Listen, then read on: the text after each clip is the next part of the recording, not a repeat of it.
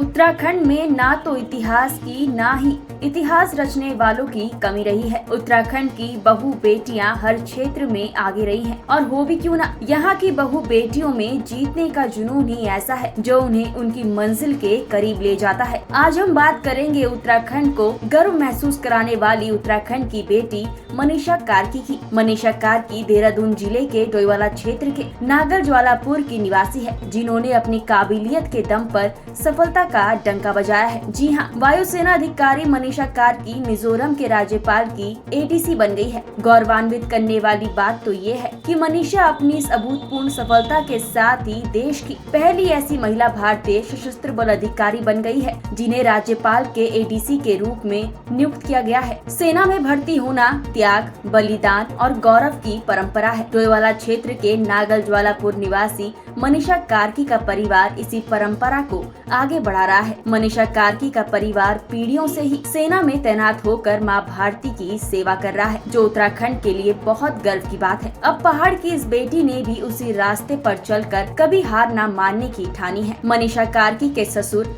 प्रेम सिंह कार्की सेना में flying officer के पद पर कार्यरत थे। सेना से रिटायर होने के बाद इसी साल फरवरी महीने में एक हादसे में उनका निधन हो गया। वहीं उनके पति दीपक कार्की सेना में मेजर हैं, जो इन दिनों गुरदासपुर में तैनात है। कार्की परिवार की सैन्य परंपरा को अब मनीषा भी आगे बढ़ा रही है। 2015 बैच की भारतीय वायुसेना अधिकारी मनीषा स्क्वाड लीडर है, जिन्हें अपनी कड़ी मेहनत और लगन के बलबूते पर मिजोरम के राज्यपाल के सहायक डी कैंप की जिम्मेदारी दी गई है। मनीषा को ये जिम्मेदारी मिलने से उनकी सास भी काफी खुश है। उनका कहना है कि मनीषा उनके परिवार का गौरव है। वो न केवल सेना में अधिकारी पद पर रहते हुए देश के प्रति अपनी जिम्मेदारियों का बखूबी निर्वहन कर रही है, बल्कि एक बेटी के रूप में वो उनका भी पूरा ख्याल रखती है। उन्होंने बताया कि राज्यपाल की एडीसी बनने से पूर्व वो वायुसेना स्टेशन बीटर, वायुसेना स्टेशन पुणे और वायुसेना स्टेशन भटिंडा में अपनी सेवाएं दे चुकी हैं। आइए आपको बताते हैं कि आखिर एडीसी कौन होते हैं।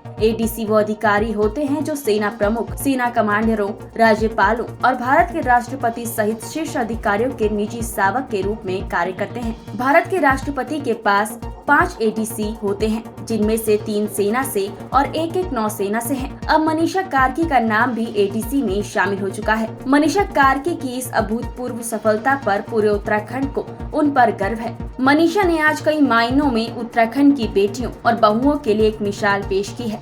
उनके अंदर जज्बा जगाया है कि वो भी भविष्य में उत्तराखंड की अगली मनीषा बन औरों के लिए एक प्रेरणा बन इतिहास रच सकती है।